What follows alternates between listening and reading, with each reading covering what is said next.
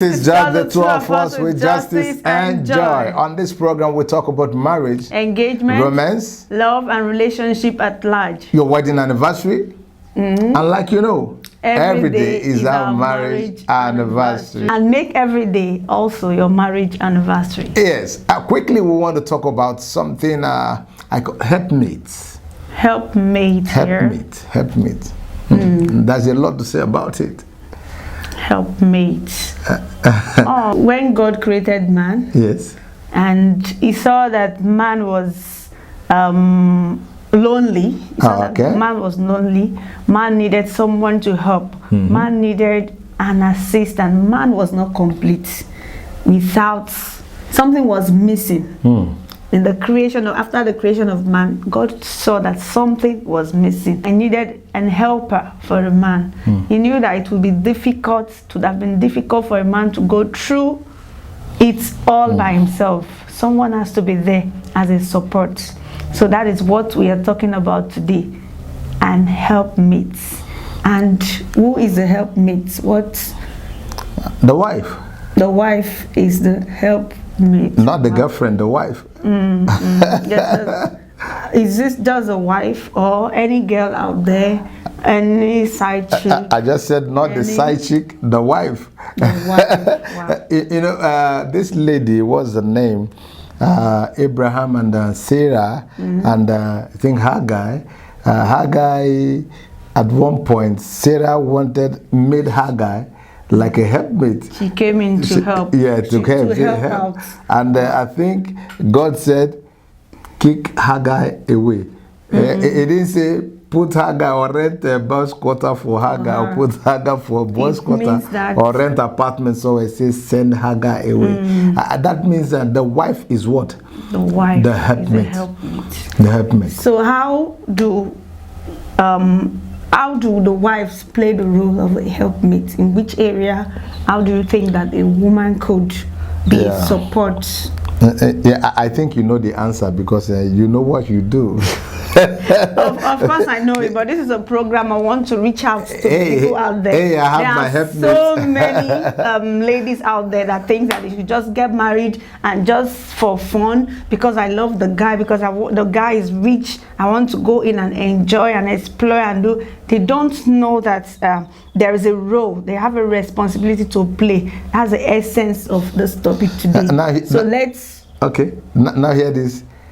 A wife is not a profession, not a title, not an office, not a position, but a wife is a responsibility.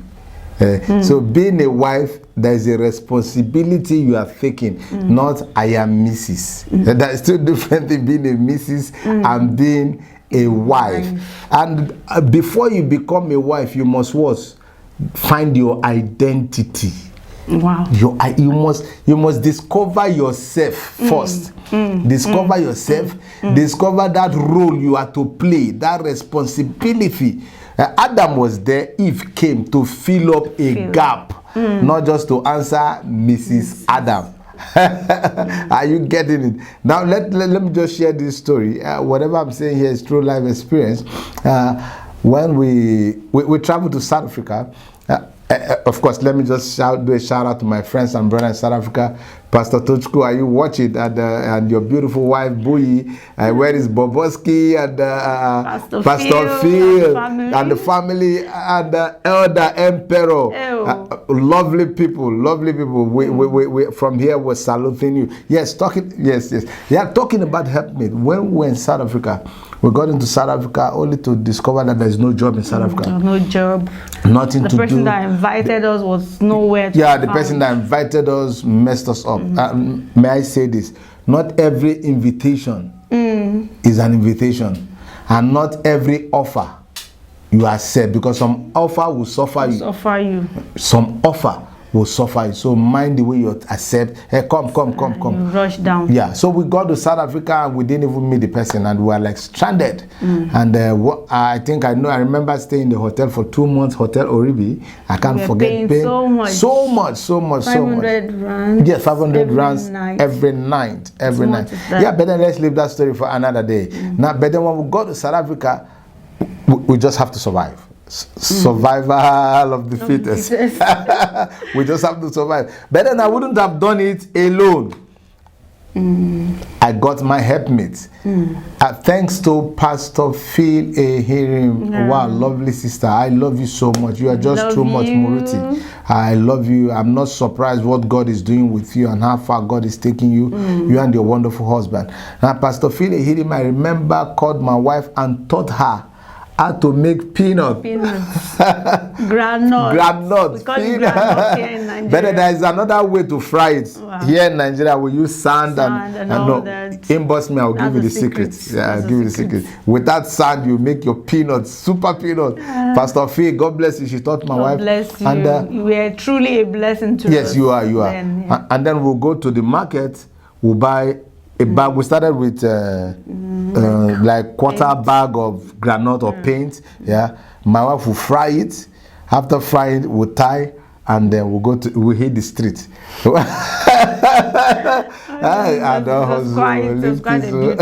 It was quite a beautiful experience. We'll start going from one shop to another. Do you want Nigerian peanut? Nigerian peanut. And because she was there to cover that space, she was an helpmate. We could able to eat and feed. Could able to eat and feed. So wives, what are you doing?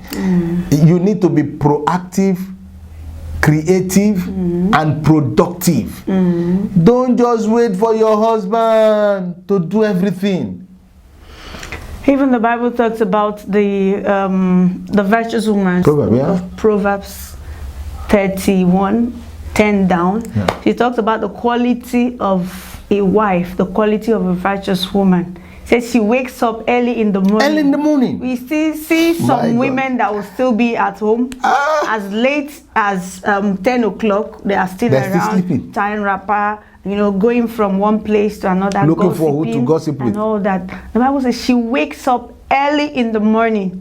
She makes food for her family. She goes around. She travels. She travels far to get learning, to get materials, to get anything that she will use to sell in order to support the husband. So if you are out there as a wife and you think your responsibility is just to sit and eat and give birth, then you don't know who you are. You don't know your identity. There's an identity that the world wants to see. I love this. People should be able to see that this person is fulfilling a ministry. It's a ministry. The wife, the role is a ministry. The role of a wife is a ministry. And that's why you see that so many women, when they go in, they jump out because they are like, I didn't bargain for all this. I never knew I'm going to be going through all this. Yes, there is more, so a lot more about marriage, about that name being called a woman. And until you fill in that gap, until you do that which you are meant to do, it means that you have failed as a wife. You see, there are women that are good in saying we can't start small. And even when they see other women doing something, they mock at them. Say, this is my business. Kind of business. Waiting be liquid soap. I can do it now. I can do this. I can do that. Do it. Let's see. This is not about being shy. It's not about status. Your status will not bring food. Your status will not help you fulfill that mandate. What helps you in fulfilling that mandate is you being an helpmate. Your effort. Your effort. I remember when we came to Nigeria, we started our own products. You can see the flyers and details. Then this is another product. It's either you are giving a product or you're rendering what? Service. You must do something. Okay, now do you know some women will tell you all this petty business will start with 1 naira. You go close, we go chop and finish, you not go work. You have to be disciplined in anything you do. Even if it's 1 million naira business they give you, you will eat and finish. If you are not prudent, then it will not last. Fulfill your mandate, fulfill your ministry. Wife is not a title. Now, it's quite appalling when you hear a woman say, my husband, how much did he even give me to start business? Listen to me. I'll be going on the street soonest to talk to women. I'm too sure there are women that started business with just 2,000 naira. Yeah, 5,000. Yes, in fact, I engaged one talking and I told her I'm coming back to record her. She's selling fruits. I've seen women who tell you, just give me 5,000. I am okay. I'm okay. And you watch them, they're doing well. I think I know one. There's one they call Sister Hope. Sister Hope, how are you? She just woke up one morning. I told her, look, by next week, if you don't start business, we'll have problem. And the next day, she went to buy biscuits. Not up to 1,000 naira. From biscuit, she has graduated to liquid soap. And the husband, she said, my husband said he wants to start up a supermarket for me. That I should not do this. That I should not be this. And she said, I can't wait. And I told her, prior to when the supermarket will be, will start up. Let me start something. And she's been doing it. Yes, I remember. God is helping her. I remember telling her, your waiting time will be a wasting time. Don't wait. Start the market. The super will come and it will become supermarket. And that's what she's doing. Do you know some persons will laugh at her and liquid soap way there everywhere? What is liquid soap? Is that one business? Don't give in to that. Doing it and she's go ahead and do that thing. And this is another product. It's either you are giving a product or you're rendering what? Service. You must do something. Okay, now do you know some women will tell you all this petty business will start with 1 naira. You go close, we go chop and finish, you not go work. You have to be disciplined in anything you do. Even if it's 1 million naira business they give you, you will eat and finish. If you are not prudent, then it will not last. If after a while the business will just because you cannot manage it, and if you cannot handle little, no, you cannot handle something big. Even the Bible says if you are not faithful to this in this little, how do you expect God to give you something that is great? So no matter how small it is, no matter how little it is, just put your heart to do it, and prayerfully you see that the hand of God will rest upon that business and it will blossom. Like talking about supporting, talking about being an helper. I remember when we came to Badagry here, we had to start up the building project, and I sat down, God, the source of income was only from him, because we just got back from South Africa and I've not really gotten anything to do. And I told my husband, I said, I want to get into teaching, I want to get a teaching job. And it was like, around this area, teaching job, you can never get any school that will pay you well. And I went around to some schools. I was able to find one, and guess what? Just 10,000 naira was for about 4 class. 10,000 naira. It was really so. The salary was so low, but I had to take it because I was looking at him building and still paying the children's school fees. The feeding is there and every other things are there. So if I could take a job, no matter how little it was, he will concentrate in the building project. So at least God helped us for that period of 2 years. For 2 years, I didn't pay school fees. We didn't pay school fees. I was just working to pay the children's school fees, and I was fine with that. And God helped us that we passed through that phase. So no matter how little it is, don't say I can't do it. Don't say I'm too big for this job. So long as it will help you to support, it will help you to fulfill your ministry, your responsibility as an helpmate. Please go for it. And it's a period, it's a phase. After a while, God will bring in something better, and the home front will be sweet. It's beautiful. Hear this quickly before we round up this. Hear this quickly. Listen. Don't let anybody discourage you with their big rappers of 70,000 naira, 30,000, wearing golds and all that. Please, just be yourself. Be yourself. Manage the little you can. Most importantly, start something. Somebody saying, why will you? what can 10,000 naira do? 10,000 naira can do a lot. Trust me, in subsequent episode, I will bring you women and people that started business with just little, small, and now they are doing so massively well. There's somebody I'm going to be interviewed, and let me just mention it. Mamoke is a bros to me. I remember those days. Bros would early in the morning will wheelbarrow carrying yam and beans. Goes to beggar before he come back. We say some people they laugh themselves. Say a graduate where they sell yam and beans. Let's leave that till when I talk with him. You will now see Mamoke. You see the new Mamoke. The guy has eateries all over from yam and beans. He didn't do ritual. So it is possible to start small and become big. Yes. Don't let anybody intimidate you. Just grow it. We started this online TV broadcast, though we've been doing it before. We stopped and we started again. And some persons came to me, can we listen, you don't even need money, too much of money to start anything.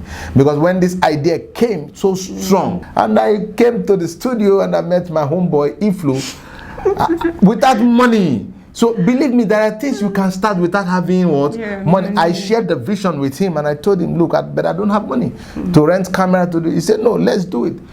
Without anything. And God is what?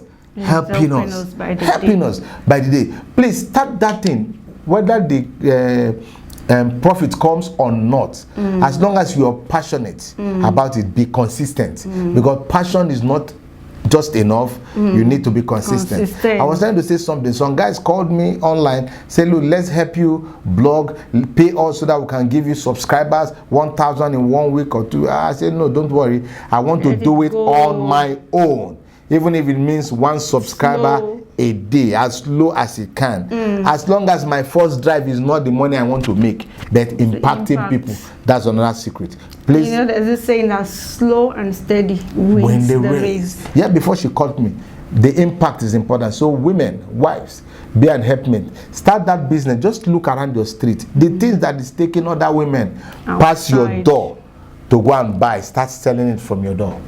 Start selling it so that they won't pass. They'll stop. And before you know it, you start making and generating little income. The only reason why a husband will shout at you because you are not doing anything. And stop saying, he has not given me money. He has been giving you money. What are you doing with them? 1,000, 2,000, 5,000. Just check it. You're using them to buy clothes and buy earring and just look beautiful and still ask him to give you more. And also, I think another way that you can help your husband is checking the kind of food that he eats. Because for him to live long, for him to live well, it's in your hands. You know that this man has a health problem. There's a man that are suffering with sugar issue, and then you want to keep giving him rice, you want to keep giving him carbohydrates, so you are not helping. Your responsibility also has to do with helping him to eat well, helping the children to eat well. Some women think that until I cook with 6,000, until I cook with so much money before I'll be able to cook. You can make a nice meal with as little as 1,015. Depends on. You've done something with 500 naira. I don't want to go that. I mean, things are expensive now. But someone was talking about a woman. I had a woman saying that, is anything I give him that is going to eat? No, please. If you know that food is not healthy for your husband, it will make his condition get worse.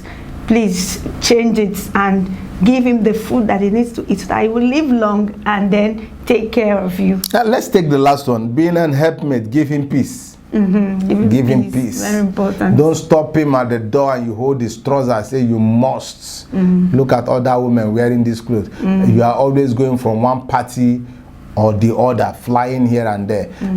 Don't kill that man on time. Don't kill him. And don't kill him on time. So men, please do all you can to empower your wife to start something. And wives, please manage that little they have given to you and let it grow. Everything has a tendency to grow. It depends on how you push it. I think we need to run away from here. Okay. We'll dealt with this. So if you have anything to say concerning this topic, don't forget to send it on our email, on our comment section. People are reading. People are reading. And please share the video, like and subscribe. Like I said, I don't want to pay. I don't want to have or inorganic, whatever they called it. Keep doing it. I want to be doing it. I want to be consistent. And your subscription is helping me. Each time I look and I see one added for a day, it gives me joy. So please, I beg una, make una subscribe. Like the guy says, stop begging people. Pay me, let me do it. I want to beg you guys again. Please, I beg. Keep supporting. Please subscribe. Share and like. Share and like. God bless you. So we want to tell you, we adopted this from our mentor, a life coach, a father, Dr. Jones. I love Mom this one. Mama, I love you guys so much. Okay. Can we do it? We want to say we love you and we love us, and above all we love God. Like before we run away from here, we'll always do like this. Justice and jail. I like that.